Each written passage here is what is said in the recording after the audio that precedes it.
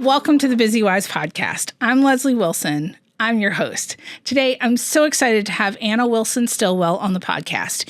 Anna has multiple master's degrees and has been in ministry for most of her adult life in one form or another. She is my sister-in-law. Her brother is my husband, and she has embodied the spirit of hospitality to me for as long as I have known her, from just being the girl that her brother brought home, all the way through to having been part of the family for 25 years. Hospitality would be one of the number one words that I would say embodies her. And she's going to share about how important that is in her life, where kind of she saw it modeled in her life and how that has impacted the people around her, and really a ton of practical application on how to be hospitable in our daily lives. I cannot wait for you to hear more from her. So without further ado, here's Anna. Hi, Anna. Thank you so much for joining me on the podcast. I'm so excited that you're here. Hey, it's such a joy to be here with you. Thanks for asking me to be on your podcast. I know. It's one of those things where I'm still learning, but I feel like the conversations have been really exciting. And so I'm excited to talk to you today. You and I had, in talking about what you wanted to share, what part of your story you wanted to share, the idea that you said to me was, I was thinking about talking about hospitality, and I immediately went, yes, absolutely. That's the thing. Because I met you because I married your brother. But I met you, I think, when Tim and Bridget, John's older brother, and his wife were getting married. We all were in college together. And okay, so this is going to be a little bit funny, but I was more anxious about meeting you than I was about meeting their oldest brother, Ron, and his wife, Tony, because you were Anna. And you were the big sister. You were the sister of the three boys. But one of the things that has been true from that very first meeting on, through all of the chaos of life in the last 25 years, has been that you've always made me and everyone I know around you feel so welcome. So when you said hospitality, it was just like, of course, that's what you would talk about. What else? I felt so blessed to be around that. I grew up with a mom who was very gifted at hospitality, but to see you live through that has been so neat all of this time. So I guess maybe my question to start off with would be kind of, how did you see hospitality in your life when you were younger? Well, sure. Well, first off, anybody that loved my baby brother was welcome in our family. So it was a beautiful day when you joined our family. But yeah, hospitality has kind of just always been one of those things. I mean, I grew up in a big family, got three brothers. And even the extended family from that is even larger. And so just seeing my mom model that, even my dad, there were people always in our home. We grew up overseas. My parents were missionaries. So we had a lot of people that would actually come and go through our house, whether it was a mission team coming in and we needed to host a few people in our home for a couple nights, or whether it was like gathering with other missionaries on the island, having a big Thanksgiving celebration, like reaching out to our neighbors. I mean, in so many ways, there were always people coming and going from our house. And it was just one of those things. There were certain things that my mom just did and had ready, so that if last minute we got a call, someone's coming over, we got a knock on our door, like she was just the most gracious host and always ready to serve and love people and care for them. And even like my grandmothers, I can remember them fixing massive meals and people coming and going on Sunday, visiting, eating together. So it's just been part of the DNA, the fabric of our family, to have people in our homes. Now, tell me, what would you define as hospitality? So you said, having people in your home. What does that look like what did that look like when you were younger? And maybe how Mhm. has that begun to inform the way that well, let's start with what did it look like? Okay. I mean, for me as a younger age, what it looked like was just when somebody walked in the door, making them feel welcome, whether that was that my parents extended that invitation or if it was my friends that my mom's like, hey, invite some of your friends to come over. And I extended the invitation. And when they were in the home with us, we did everything we could to care for them. I mean, we grew up in the Caribbean and the heat is unreal. So one of the first memories that I have of like helping my mom host somebody was to welcome them in, have them sit in the chairs in our living room, and going and getting them a cold, refreshing drink and bringing that to them. I know that seems like a really small thing, but in a very hot culture where a lot of them probably traveled a ways to get there, like that was something that a lot of people are like, "Oh, this is really good," and just making people feel welcome. My house is your house, you know. And I mean, my mom was a stickler for keeping the house clean. But I think that's part of it. You want to create an atmosphere where they want to come, where they want to stay. And it shows like we care about you being here. It's engaging them in conversation. And I think the older I get, my definition of hospitality has changed a little bit. It is cleaning the house, like having refreshments for them, welcoming them, extending the invite, all that's really important. But I think also hospitality now is like whatever group you walk into, you are the one that whether you're labeled the hostess or not, you help by engaging people, you talk to them. You see the person standing in the corner that maybe doesn't want to quite be involved in the group or doesn't know how, and you walk over to them and you just strike up a conversation.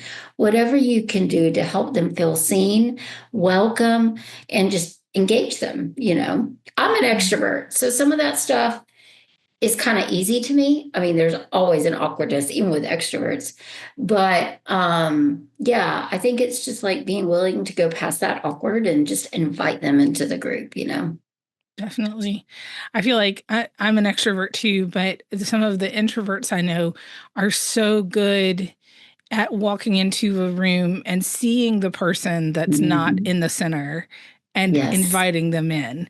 Maybe because that's where they feel like they live too, Uh-huh. or whatever. But I feel like there are some, I think a lot of times there's a misconception of hospitality that it's Mhm. easier for some people or other people, and it may be. Mhm. But what kind of in what ways have you built that hospitality like skill set over the years with Mhm. I know that Chad, your husband, Uh-huh. is in full-time ministry, and so are you, Mhm. no matter what that looks like, so are you. um and so how have you built that skill set and prioritized the skill set of being hospitable through the years? I mean, I think it's a lot of intentionality. Mm, Um, I think it's a lot of being willing to ask somebody to coffee to get to mhm, know them better. I think it's the willingness to. I mean, this may seem a little bit strange, but I'm an extrovert, but I still have a couple of questions set aside in my mind anytime I go into a group so that I can mm, be like, hey, oh, you're new here. What's your favorite type of food? Like if they just moved to the city, what's your favorite type of food? Oh, I like Mexican. Okay, well, have you tried this Mexican place at such and such place in town? No, I haven't. Okay, well, let me send you the address. Give me your number. And you text them the address. I mean, just little things like that, trying to engage them. And then there's some other just practical things. Like, honestly, if you look, I call it my backup pantry. But if you looked in my backup pantry, I've got chips. We've got a fridge where we just stock sodas and drinks. I have paper plates. Just this morning, we had a breakfast at church with the young adult ministry. And I just loaded my bag up with the paper plates, all the utensils, all that. it just makes it easy. It just makes it a part of what you do. And I know that's not like for everybody. So everybody kind of will over time find what might be their thing that will help them jump into that hospitality, that community, and helping people to feel welcome. But I think part of it is just being intentional and thinking it through ahead of time. You know what I mean? Like one of the things that Chad and I have said is that Chad's my husband, by the way. But one of the things that we've said is once a month, we want to try to either go out to eat with somebody or have somebody over.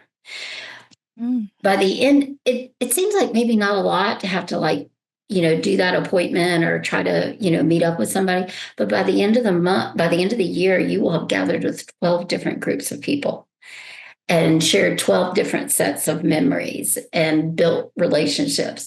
And so that's one way that, we're trying to be intentional in that, planning ahead and just intentionality.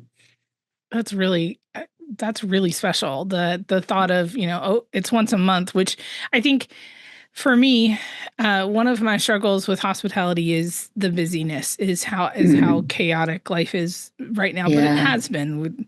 I keep joking that we're in an era at this point in our life of kind of the busyness aspect of it. And so my first thought is, oh my goodness, I have so much to do, and my house is not guest ready, and and this is not ready, and that is not ready, and it will shock the people who know me to hear this. I'm not great with details all the time.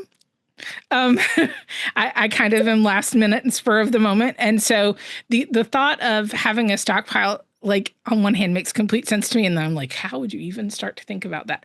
But it's something that it's like every other skill set. It like when I hear you talk about the intentionality of hospitality, I think about how if this is something that matters to me, and it does, because I think community is the key to all of us not feeling completely lost in this busy world, then that intentionality comes into it, and the having dinner with or inviting over once a month is not so overwhelming in my head. I think I always make things much more complicated than they need to be, along with not being great at details. And so I think about hospitality, and I think of your mom and my mom and their massive skill set in this area, and I think, oh, I don't know if I can do that, but I am overcomplicating it, maybe. But it can get overwhelming. I mean, and so I think you just think, what's one thing that I can do this month? And some of hospitality and creating community is just listening to people.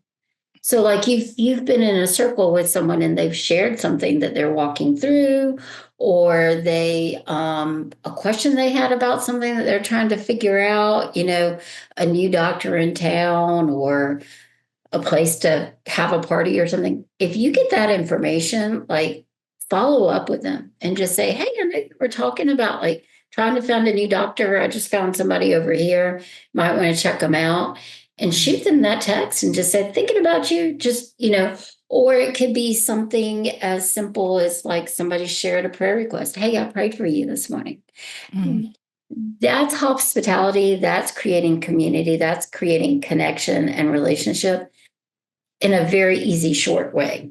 And it goes a long way. I can't tell you how many times I've texted somebody something and they're like, thank you so much. Or, you know what else is really great these days? If you have the financial resources to do it, and I know not everybody does, and Chad's all the time like, we need to make a budget for our hospitality. I love that he's got that detail in mind. But I love the Chick-fil-A e-gift cards and the Starbucks e-gift cards. And I'll text somebody, I say, hey, I know you really got a busy week. Here's $10 at Chick-fil-A, and it'll send it straight to their phone. Such an easy way. It gives them a little surprise, and it goes a long way in a relationship with somebody, Yeah. Definitely. How have you seen, can you maybe tell a story of how you've seen hospitality, the act of just inviting people in, transform a life, build a community that started kind of Mhm. from just a simple invitation. Mhm. Yeah, I mean, definitely. I think that a lot of times, sometimes even when you invite somebody into a group, whether it's a work group, they're coming on as new staff, or if it's like a social group, or if it's a Bible study group, when that person comes in and you find out about them and you follow up with them maybe that first time, and then you try to connect them with somebody else in that group. Mm. And then you tell that person, I did this just a few weeks ago. Hey, I just met this person. I want to connect you. You connect them through a text. If you know that they have something in common, like, if they are both avid readers, like, hey, I think y'all might be reading the same, genre or something, and you Mm. connect them, then they sometimes will take that connection and move forward into a friendship, relationship, working partnership, if it's something they're kind of working on the same things. So sometimes, even by connecting people or being that host, you may not have like the strongest connection with them that continues, but you might have connected them with another part of the Mm. community. And I see that happen all the time. Like with the young adults that we work with, I've seen it happen at work when I've shared with someone, they're working on that similar project, you want to take this and go, and they take it and they run with it, and you talk to them 3 months later and they're like, oh yeah, we did this together. We finished up that project. Like they gave me some resources I didn't know about. I mean, it's the coolest thing. That's very cool. That's Yeah. very cool. What are some of the things that you think prevent people from hospitality in this, or from being hospitable in this day and age, or Yeah, in general? right. I really think one of the big things is time. I Mm. mean, everybody's so busy. There's so many different directions. We have work, we have community groups we're part of, we have family, if we live nearby, family, church, just all these other commitments. And we're just busy people. And so sometimes you have to step back and you have to evaluate, do I even have any margin in my life to like have people in, meet people up for coffee, just getting to know some other people. And if you don't, you probably need to reassess just a little bit. Mm. Because, Yeah. yeah, I mean, it is great when we're able to connect with other people to help them, but it's also good for us. We learn so much more when we're connected with other people. So I think time and just learning to create that margin.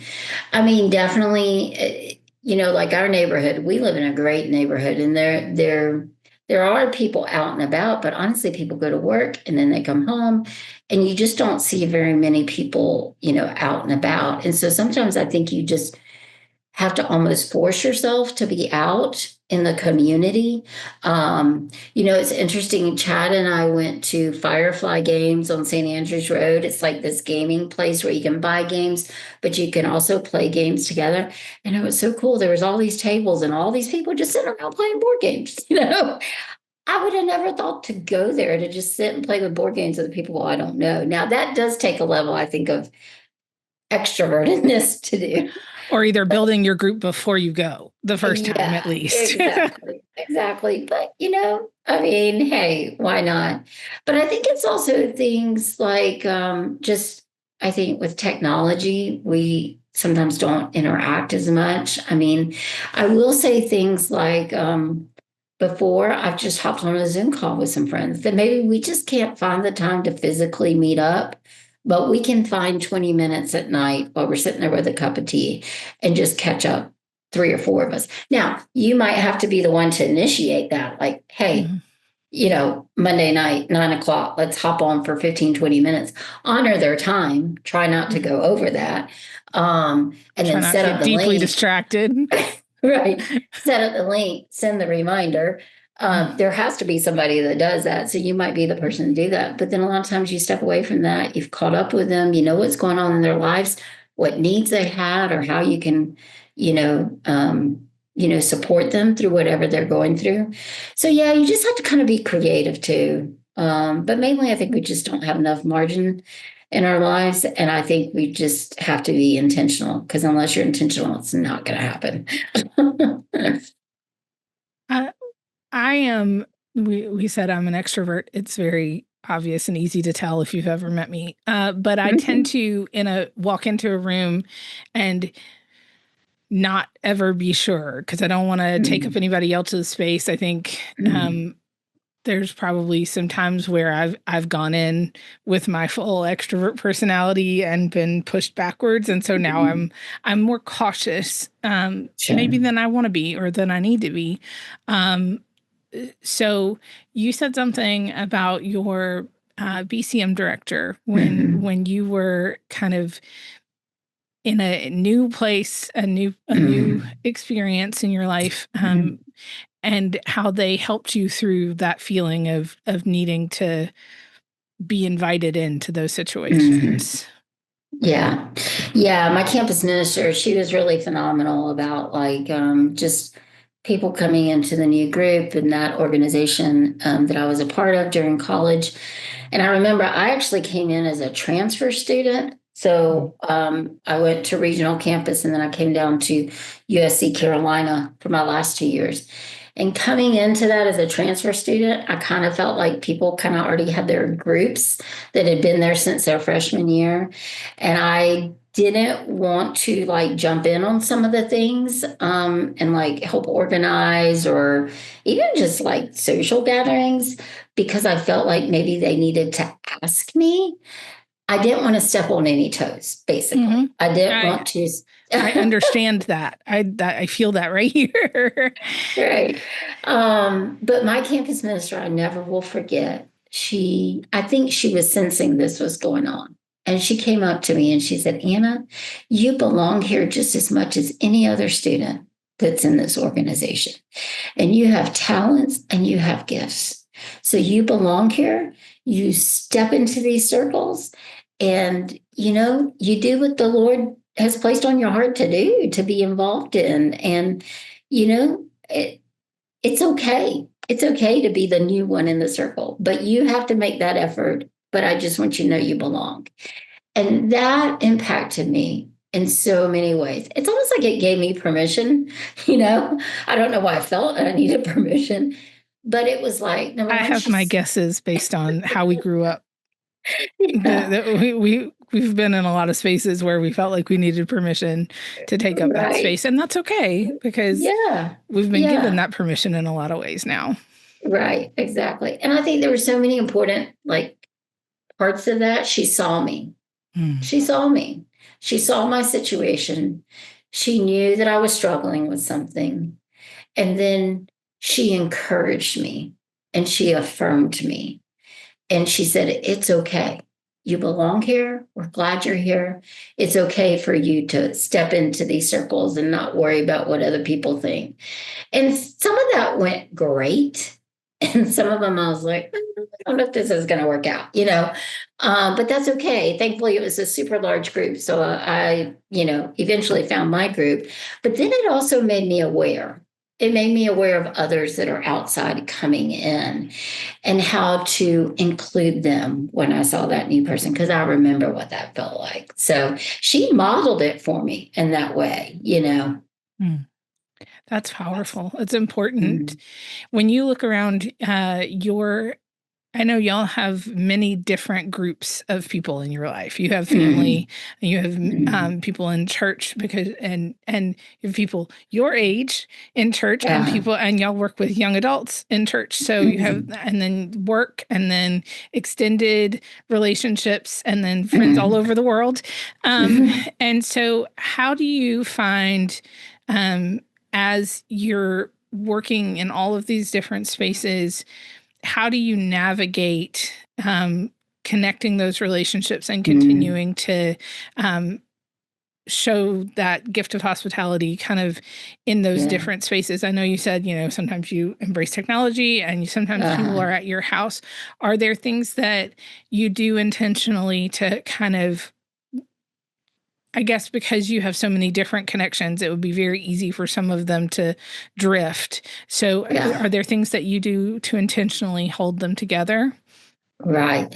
Yeah, I mean, they are. Just this morning, I actually was texting with two of my friends that I met when we lived in Richmond, Virginia, and they served along the same organization as my husband did at the time, and I met them in that way. But we've moved, some of them, they moved away from Richmond before even we did, and we've been gone for 6 years now. But I'm still in touch with those two ladies. And those two ladies are ones that I know, like, I can immediately text and say, I need prayer right now. Or guess what I saw on TV last night that just really made me laugh and think of you guys. Mm. And they do the same with me. Like, once again, that's just that intentionality of checking in with each other. And so I think that's one way, like I see with technology, especially with some of my friends that are kind of like all around the world. I think it's actually easier now than it used to be, because you can FaceTime, you can WhatsApp, you can, all these things that you can do now. I think, my family, thankfully, we're super close. And so it does take some coordinating, as you know, but we all try to be really good about like, okay, this year we're going to all be together for this holiday. We pick at least one holiday. And then on the alternate holiday, the siblings and spouses, we go to the other, the in-laws. My children literally in the middle of June can go, wait, this year is a Wilson Christmas, or this year is a Wilson Thanksgiving. And they know it because this is what we've been doing. I don't know. Did your mom decide that when all the babies were being born? I can't remember who decided. I don't know. I know that Chad and I, we started like our first year of marriage, we tried to do both families. Like, yes, we were living, yeah, and that we was did like too. so hard. Right. And I think it was after that. I think it was us siblings. And the in-laws. We just sat It down together completely and was makes like, sense. right, like what holiday are you coming? And Yes. so It's yeah. been one of those like truly helpful things in my life because I am, as previously discussed, not always the detail girl of the group. And Right. so I don't always think that intentionally that far ahead, but knowing that rhythm is part of our rhythm gives me such peace that I know we're going to be together. And in these past several years with all of the medical things and the COVID and all the stuff that everyone has dealt with, knowing that those things are going to be a staple as much as we can hold on to them, even with our kids now at the end of their high school careers and some of them in college and some of them getting married, all of that happening now, that's been such a blessing. And it speaks to that hospitality and that intentionality. And it speaks to the people who raised us who understand that, because your mom and dad make us feel so welcome when it's all of us invading whatever space they're in. We're going to be there too. And then, our extended families on the other side, my family, Chad's family, also being willing to open those doors and allow us those spaces, because we get to see everybody, but we're not so pressed and so pushed to be there that we lose the joy of what we're actually celebrating, and lose the joy of the family time. It's such a blessing in my life. And I think the hospitality of our families has been such a blessing in my life, because I know that sometimes that the things that I'm not good at, that my weakness is, it's okay, because I'm going to come and there are people that are going to take care of it, and I've been blessed to have people all the way through on both sides of our family that take care of and understand, everybody in the room. It's not just me. It's all the different family members have been made space for. And that is, I think, rare, but I think it's something that I want 20 years from now, God willing, for people to say about our life is that we made space for them, whatever they needed, however they were allowed to come and welcome and involved, and connected. And I think in a world where things are so busy and so crazy, making hospitality a priority and an intentional priority is something that I feel like it's so much more necessary than we talk about. We talk about a lot of other things, about being intentional about self-care, or being intentional about spiritual life, or being intentional about family life, and all of those things. I'm not erasing any one of those things, but I don't know that everyone talks about hospitality that way. And I think there's a real power in it, and the intentionality of it. So, yeah. And if I could say two other things that are a little bit of a rabbit trail, but still along the lines of hospitality, of two groups that I think kind of get left out. I think number one, just talking to introverts, because I know we've been talking a lot about like groups and, jumping out there and engaging. But a lot of my friends that are introverts that I know, like how they do community really well and hospitality really well, is they're fabulous listeners. They were fabulous listeners. And just like you were saying earlier, they tend to see the person in the room that, maybe is kind of holding back. And they're great one-on-one. I mean, great. I mean, they do good in a group too, but one-on-one, they really shine. And so I think there's, if you're an introvert listening, I just want you to hear like, extroverts, we're not trying to run you over. And we need people like you that will see the people in the room and that we're willing to engage one-on-one. Because sometimes, honestly, if I'm engaging one-on-one, I'm like, what else is happening? What am I missing? Me too. It's not FOMO. It's just awareness of everything. Introverted friends, man, they're really good about just like locking in and just making that person feel like they are there for them and they will just listen all day. And I love that. And so I just think everybody has a gift to give to this. And the other thing is singles. Let's talk about singles for a minute. Yeah. Because I was a an older single before I got married.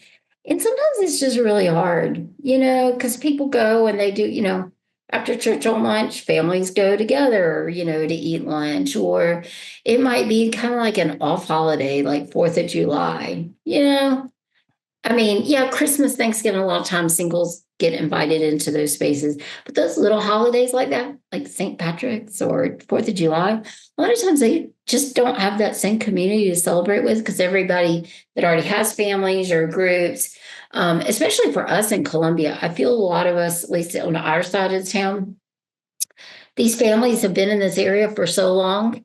And so every holiday they get together. But think about those singles and invite them to join along. I mean, there has been times where it's like, hey, it's Friday night. We're going out for pizza. You want to go with us? You know what I mean? Just think about those singles, invite them along. It can get kind of lonely. I wonder how that's changing with the Gen Z culture. Because they're waiting longer to build families, to begin families, statistically speaking. I wonder if that also contributes to the loneliness that is so prevalent, again, through that you see in studies of that generation. If if the world is built for couples and families, and then fewer people are building couples and families as early, and then that loneliness is so pervasive. That's really important to think about from a hospitality level, if we're being intentional, let's be focused. With the introverts, the some of the most hospitable people I know are introverts, and it's because they see the details that I'm going to miss because of me and because of the way my brain works. But they also see the person that's in the quiet space and are able to connect. And so I think I think if we were looking for excuses not to be hospitable, I think extroverts and introverts maybe have different excuses, but they're really just excuses. They're not good reasons. Because we, look around and go, oh, well, I can't do it like Anna does it. I could very easily say I can't do it like Anna does it, but that's not maybe how I need to do it. But it doesn't give me an excuse not to reach out and make connections, and extend hospitality and invite people into my life. I just think it's such an important part of growing, and reconnecting. I also think I may have said this to you. I also think that in making things harder than they need to be, I a lot of times think that hospitality is going to take up so much of my time, but just like you said, the once a month, like let's go have dinner or invite people to dinner once a month. That's 3 hours of your month of 30 days, or let's just go grab a coffee. It's an hour, or that 20-minute conversation on Zoom. And I love that you said we might need to reevaluate if there's no margin at all for that. But I also think we might just need to look at the margin differently, oh, wait, I can make that much time. It's not actually the ask that I think it is when I begin to overcomplicate things. So I really think that's so important. And I really appreciate the perspective of it, your perspective on it, and how that building community starts with those foundational pieces of intentionality and preparation. That's big. And so I ask everybody the same last question, which is, what is some of the best advice you've ever received? Well, some of this goes along with the hospitality. And actually, my husband is one that has said it over and over. But, I'm a believer, follow Christ. And one of the things that he always says, as a believer, as a follower of Christ, when we walk in a room, even though we don't have the label of host, we are a host because we are modeling God loved us and welcomed us. And Jesus engaged people. And so we are to do the same. And that has always stuck with me. Anytime I walk in a room, and I joke sometimes I have to be like, okay, extrovert on, because sometimes it is hard, especially if you don't know that room, or if you're walking in a room and it's a younger generation, and they're like, well, here comes this old person with gray hair. What's up with that? Or, just with a neighbor that you're trying to reach out to. But anytime you are the person that needs to try to make them feel welcome, engage them, make them feel cared about. That's really good advice. I love that. Well, I appreciate so much you taking the time and sharing this part of your life with us and the wisdom. Just it's so much wisdom and practicality on how to be a host, and how to invite people into our lives. Because in a world where we're disconnecting, like the practical on how to reconnect, I think is super important. So I'm so thankful for that. And I will talk to you soon. I appreciate it so much. Thank you. Love you. Love you too. Talk to you soon. The intentionality of hospitality is something that I know I need to add to my life. And I would be surprised if most of us don't need to work on that in some way, shape, or form. Just like making time for self-care, making time for family and for other priorities, making time to invite people into our lives will lead to fuller lives, more connected community.